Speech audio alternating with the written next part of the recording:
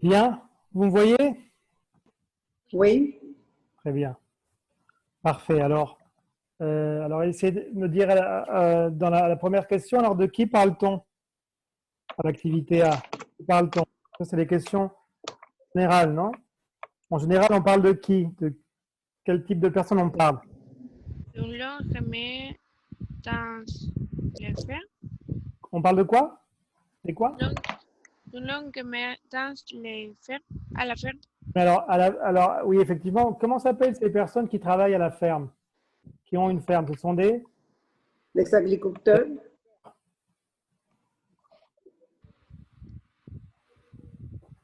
des agriculteurs et de quelle autre personne on parle? des étudiants. Et des étudiants. Voilà, c'est ça. On parle des agriculteurs et des étudiants. D'accord? Ça, c'était pour la question A. La question B, alors, où habitent les personnes? La super. Euh, oui, habitent effectivement dans une ferme.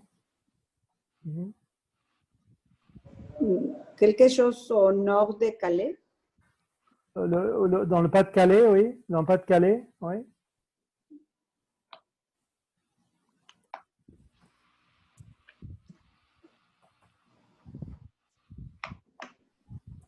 D'accord. OK. Très bien. Et donc, s'ils habitent dans une ferme, c'est où? Alors, donc, ils habitent à la campagne. Donc, c'est à la différence de la ville, non? Ils habitent à la campagne. D'accord? Dans des grandes fermes.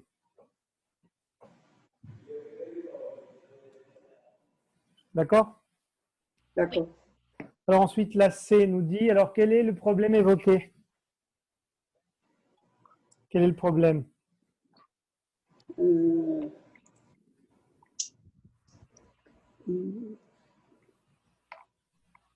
que les étudiants n'ont pas de logement C'est ça. et aussi les agriculteurs ont besoin de revenus complémentaires. Alors effectivement, le premier problème, c'est les étudiants qui ne trouvent pas de logement près de leur université. Hein, Mhm. effectivement. Et vous avez raison, non? Et aussi les étudiants. Alors, ça, ce ne serait pas le problème, ce serait plutôt la chose positive de cette situation, non? Alors justement, qui a résolu ce problème? Qui a résolu ce problème? Vous avez compris comment s'appelle la personne qui a résolu le problème? Mm, Non? Euh, Il s'appelle, donc c'est Philippe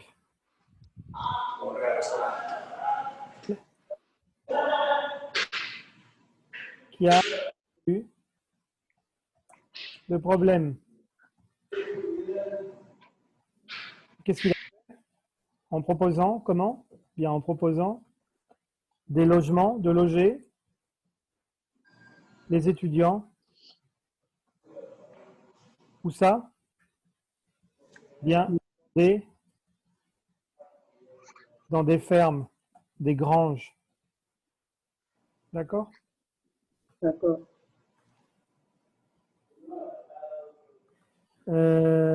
Et donc, en fait, comment ils vont y arriver?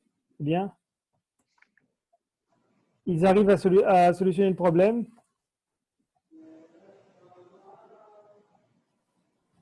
en aménageant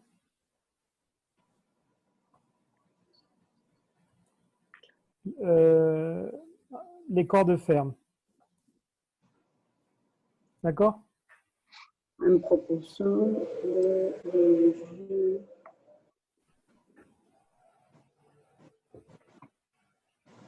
Ça va? ça va. Bien, alors je vous propose maintenant Et ferme et grange, c'est la même chose? une grange, une ferme. Enfin, la ferme, c'est plus précis. Une grange, c'est un endroit de la ferme, la grange. La grange, c'est l'endroit où je vais ranger le foin, comme on l'a como la paja para los animales, ¿no? Sí. Ah, ok. Pero la ferme es como todo el conjunto, es como más, y todo el conjunto. Ok. Es el aménageur. Aménager, pues es que precisamente cambiando así, como adaptando Le corps de la femme, si le corps de ferme es como todo el cuerpo, el complejo. pues. La estructura de la Sí, y aménager es la idea de que como que lo vas arreglando de manera que, manejando. sí. Ese es el verbo para gestionar Aménager es como poner ahí en orden. orden, sí. Ok. Merci. Bien, je vous propose maintenant de réécouter alors l'enregistrement, mais avant, on va regarder les questions ici. Vous avez la question, l'activité 3. Quelles sont les caractéristiques du logement décrit? Et alors ici, vous allez donc devoir regarder plus précisément en fait quelles sont les caractéristiques du logement, hein, quelles sont les caractéristiques du logement décrit, et ensuite quels sont les avantages de cette formule et quels sont les inconvénients, donc les avantages et les inconvénients de cette formule de vivre à la campagne, donc dans une ferme pour les étudiants. D'accord? Alors je vous passe tout de suite donc à nouveau l'enregistrement. Tout de suite, c'est parti. Unité 9. Découvrir. Activités 2 et 3.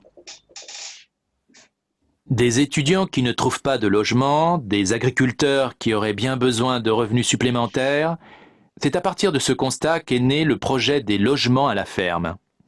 Tout commence à Béthune, dans le Nord-Pas-de-Calais, en 1995. À cette époque, l'université d'Artois ouvre ses portes. Mais problème, les étudiants ne trouvent pas de logement malgré la construction de chambres universitaires. Philippe Amiel propose alors de les loger dans des granges. Le principe, c'est d'aménager des corps de ferme. Souvent, il y a 2 ou 3 studios dans une même ferme, mais ça peut aller jusqu'à 6. Tous ont une surface supérieure à 21 mètres carrés, et on monte parfois jusqu'à 40-45 mètres carrés.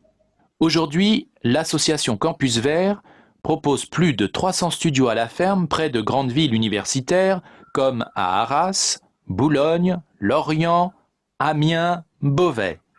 Des logements à petit budget aménagés avec soin. J'habite ici depuis 1 an. Et c'est génial! Je sais que je peux compter sur Jacques et Annie.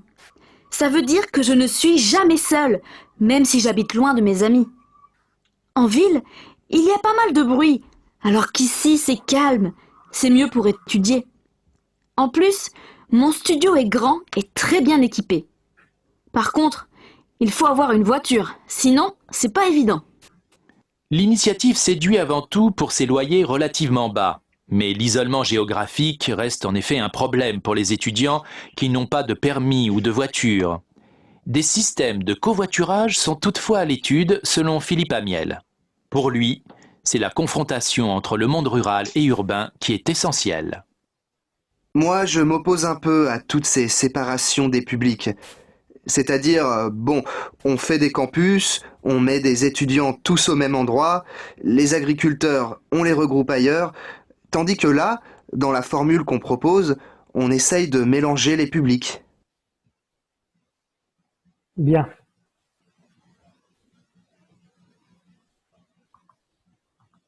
Alors, ici,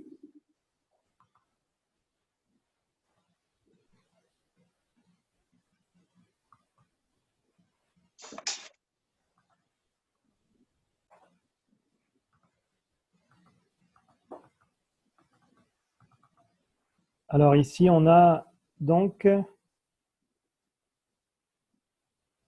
ok. Bon, ici, on a 3 questions. Alors, on a la question, enfin, on a deux questions réellement, mais on a 3 questions à l'intérieur. C'est qu'on a la première question. Quelles sont les caractéristiques du logement décrit? Je vous écoute.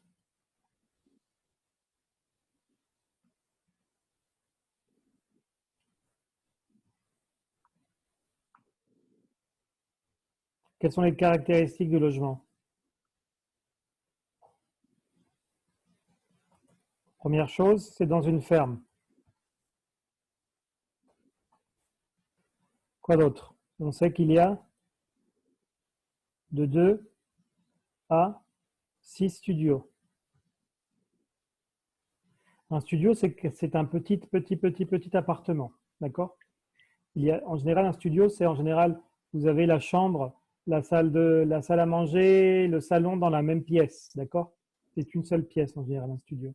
Donc, il y a de 2 à 6 studios qui ont une surface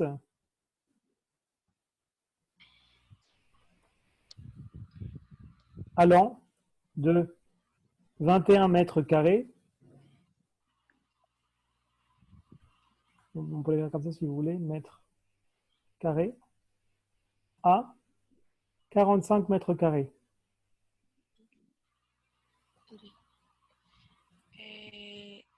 C'est calme.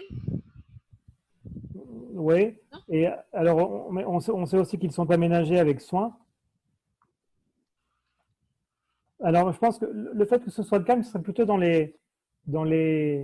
dire, dans les avantages, non? Ok. Oui. Ils sont bien équipés, oui. Ils sont aménagés avec soin, ils sont bien équipés, effectivement. Ouais, c'est ça. Alors justement, la B, alors quels sont les avantages? Premièrement, bah, c'est le prix, non? Ces studios ne coûtent pas cher. D'accord? Oui. Ils sont grands, plus grands qu'en ville, quoi. Et ils sont situés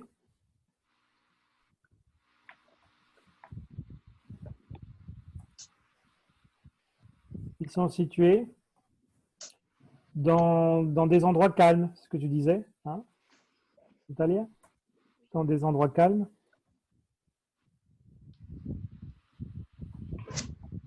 Et permettent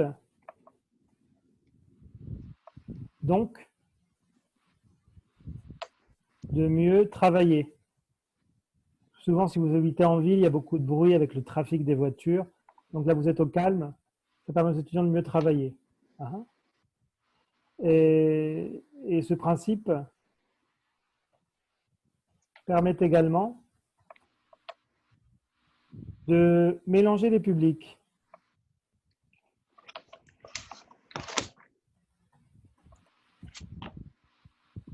Alors maintenant, des inconvénients.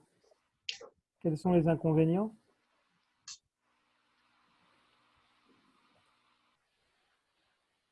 Quel est le problème d'étudier en ville et de vivre à la campagne? Le principal problème, c'est quoi? Ce qu'on a vu tout à l'heure aussi dans le même problème qu'on a vu dans la vidéo tout à l'heure, c'est l'isolement. Les étudiants qui n'ont pas de voiture? Oui, alors effectivement, par rapport à ça, premièrement, c'est dû à l'isolement géographique et c'est difficile à gérer, hein, qui est difficile à gérer. À gérer, effectivement.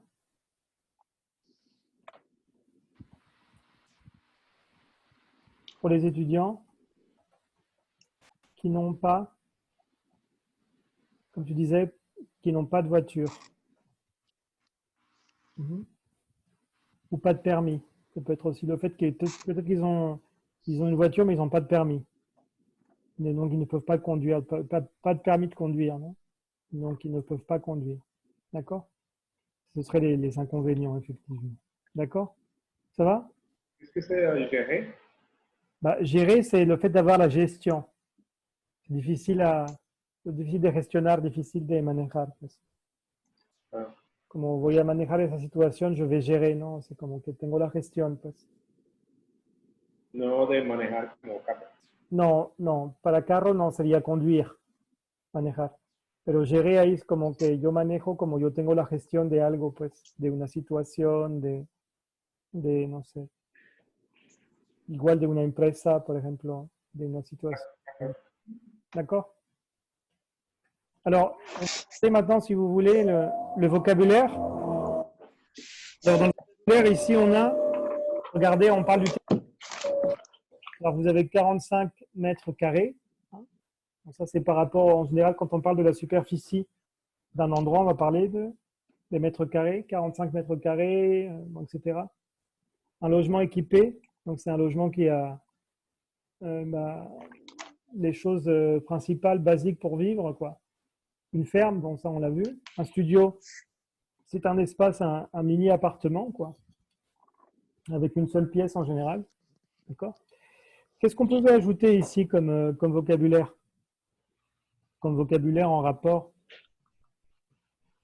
au logement. On pouvait ajouter,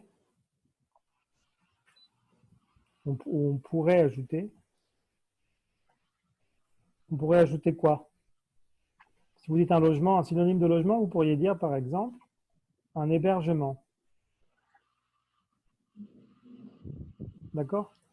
Vous avez aussi, par exemple, quand on est à l'université, on a ce qu'on appelle une chambre universitaire, vraiment mini, chambre universitaire.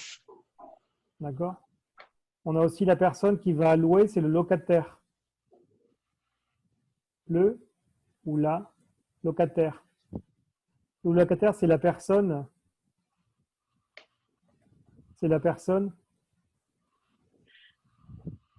qui paye un loyer, vous pouvez mettre aussi le mot loyer, à un propriétaire.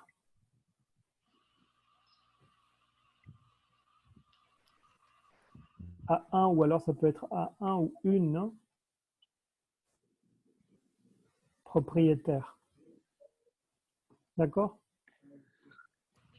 Et vous avez donc, tout à l'heure on a vu quand on parle, vous avez 45 mètres carrés.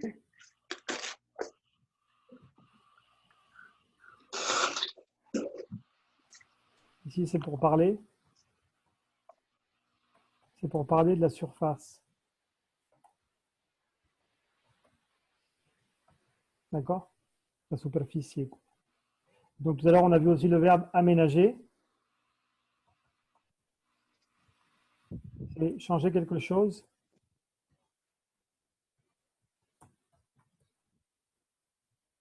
Par exemple,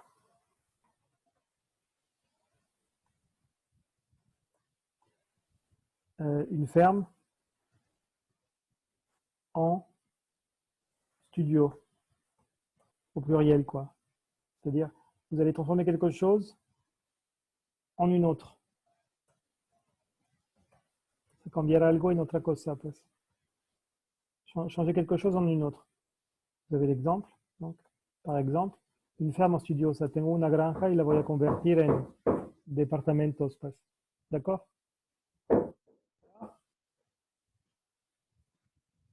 Bon, très bien. On va passer maintenant à la partie grammaticale, si vous voulez.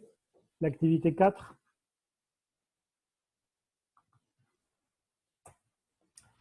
Alors ici, vous avez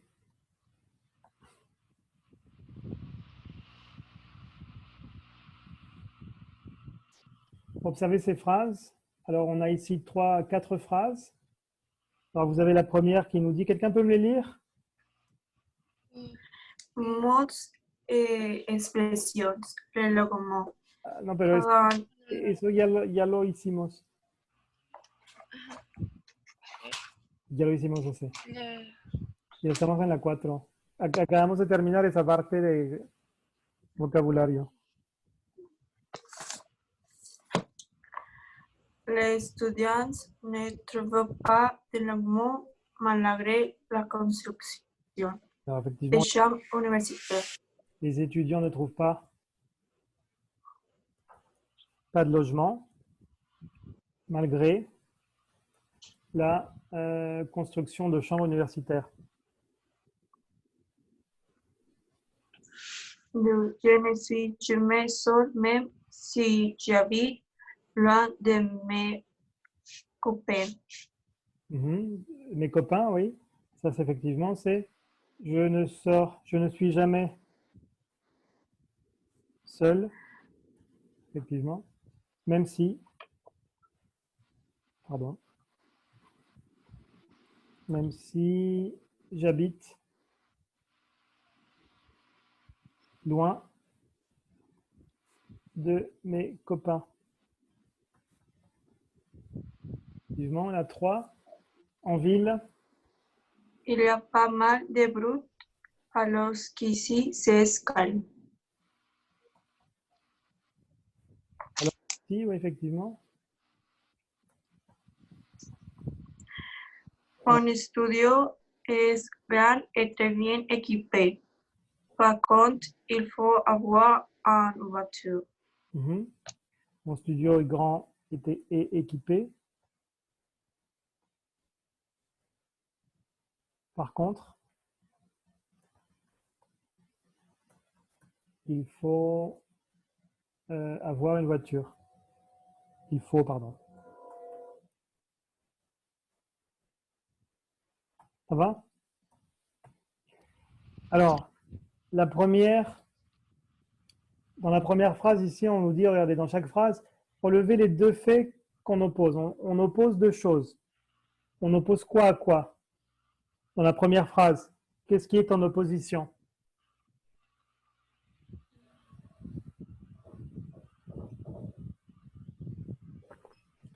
Les étudiants ne trouvent pas de logement malgré la construction de chambres universitaires. Alors, quel est le paradoxe ici? Bien, c'est le fait que il y a la construction de chambres universitaires, mais les étudiants ne trouvent pas de logement. Un peu un paradoxe, ouais. Construire cuartos para estudiantes y que los estudiantes no tengan lugar para... ¿no? Ça, c'est la première chose. Dans la deuxième, vous avez par exemple, je ne suis jamais seul, même si j'habite loin de mes... C'est-à-dire qu'en fait, la personne ici, l'opposition, c'est j'habite loin de mes copains, vivo lejos de mis amigos, et nunca estoy sola. ¿No? Dans la troisième phrase, en ville, il y a pas mal de bruit, ici c'est calme. Alors ici, c'est l'opposition entre la ville et la campagne. En ville, il y a du bruit, hay ruido en la ciudad, en ville donc, et à la campagne, et c'est calme. Donc c'est l'opposition, bruit, il y a du bruit et c'est calme. Dans la 4, mon studio est grand et équipé, il faut avoir une voiture. Le problème ici, c'est un grand espace, mais il faut une voiture. Vous voyez que c'est les deux choses qu'on posées ici. Obligatoirement, il faut une voiture. Alors, quel est le mot qui permet d'exprimer l'opposition? Dans la première, c'est malgré. D'accord? C'est malgré, ici. Malgré. D'accord? Malgré, vous savez ce que c'est malgré, non? A pesar de, non? Ensuite, je ne suis jamais seul, même si. C'est même si. Dans la 3, vous avez, il y a pas mal de bruit, alors que, ce serait alors que. Vous avez l'opposition ici, alors que. D'accord?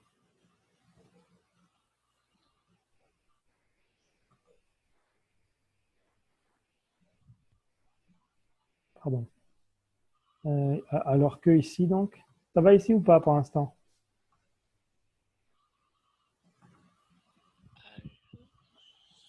Vous avez la dernière qui nous dit « Mon studio est grand et équipé ».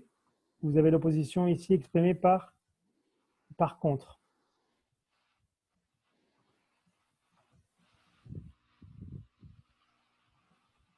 D'accord?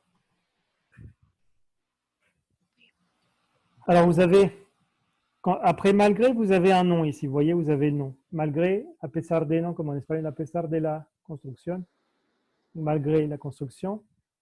Ça, c'est donc malgré.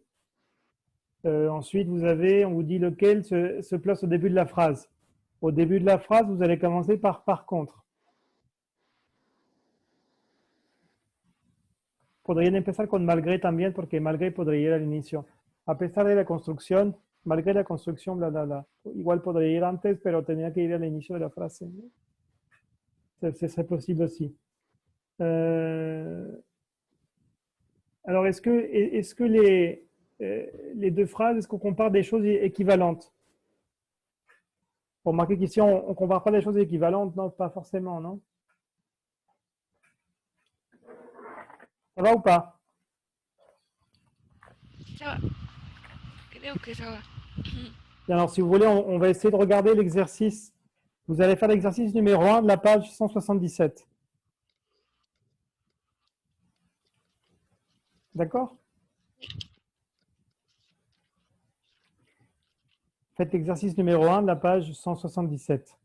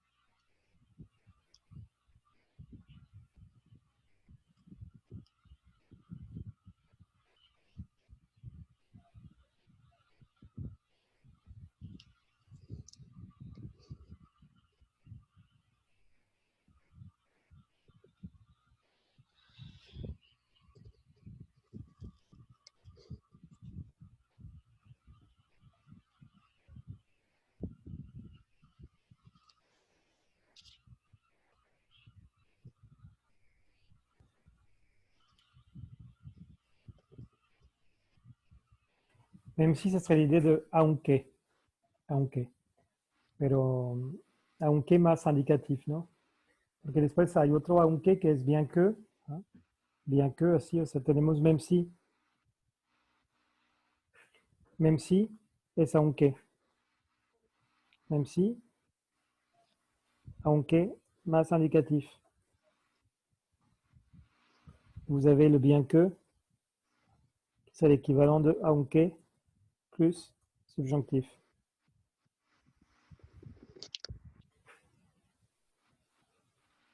Así que, si no están muy seguros, pues usen el même si porque muchas veces usan el bien que y después muchas veces suelen usar el indicatif. Entonces, si no están muy seguros, pues usen mejor el même si, que si usan el bien que están condenados a usar el subjonctif.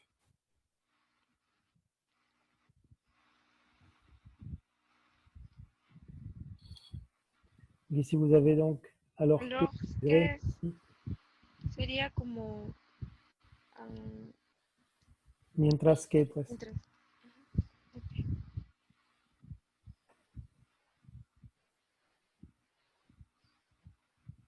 Sin embargo, fíjense, aquí está el par contre. Cuando yo era niño, por ejemplo, o adolescente, pues nos decían que no teníamos que usar par contre porque era como de, como dicen aquí, ¿no? Lo usan los nacos, pues, está mal hablado. Tenían que usar en revanche. Y voy a poner aquí. Entonces, cada vez que escucho par contre, siento que yo estuve en escuela religiosa con las monjas y te pegaban así a reglazos si usabas par contre.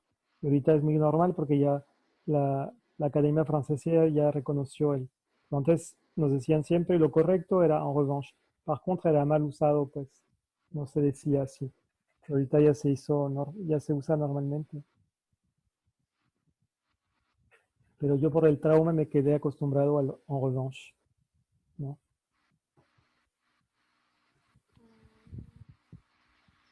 Pues même si necesitas un verbo. No puedes decir aunque la huelga, pues. Entonces, aunque haya huelga, pero a pesar de la huelga, pues.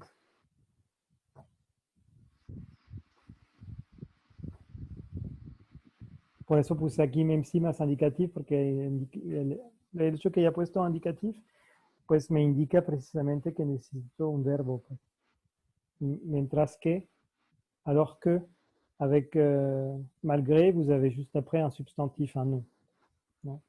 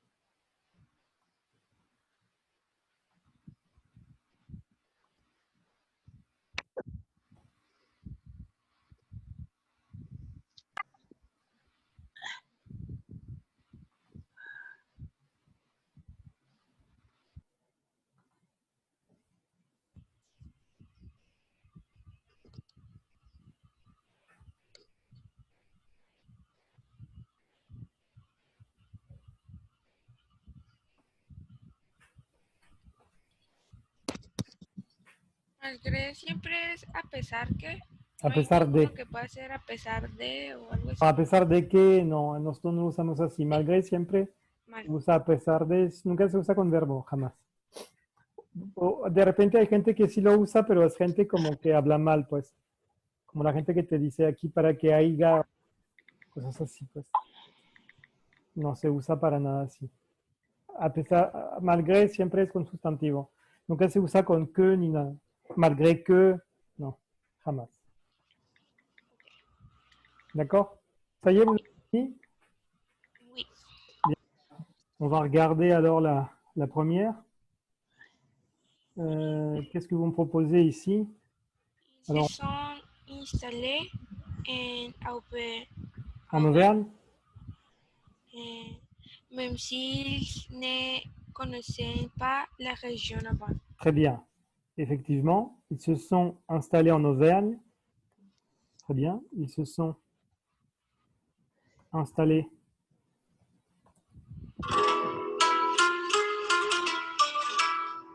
Ah bon?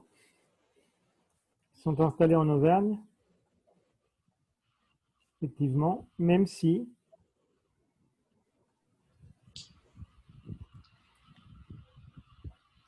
s'ils ne connaissaient pas la région avant. Effectivement. C'est bien. Pour la deuxième. Estaba leyendo que los chinos nos mandaron como 50,000 respiradores. Y se me ocurre que por qué nosotros no les mandamos un chingazo de tortillas de harina y quesito. C'est ça. No sé. Ay, no. Para las dos, ils viennent souvent me voir malgré, pardon, malgré Oui, la distance. effectivement. Ici, oui, parce que c'est vous avez on a un substantif, donc effectivement, ils viennent souvent me voir malgré la distance.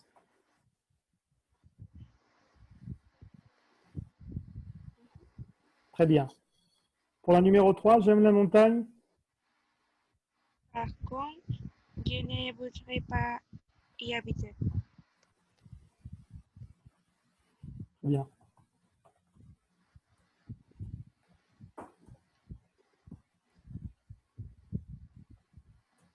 Très bien. Pour la 4, elle partira. Alors que tú n'es pas d'accord. No, esa no estoy segura. Podría ser también, même si. Oui. Ben, en fait, disons que là, on pourrait dire pratiquement, on pourrait l'utiliser dans les deux, non? On pourrait mettre ici alors que ou même si, je pense. Soit l'une, soit l'autre. Alors, ça pourrait aussi fonctionner ici, même s'il, ou alors qu'il. Je pense que c'est pas... On comprend. D'accord? Pour continuer avec ce thème, juste pour voir si c'est clair, vous allez essayer de faire l'exercice maintenant numéro 2. Et page 177, donc, l'exercice numéro 2.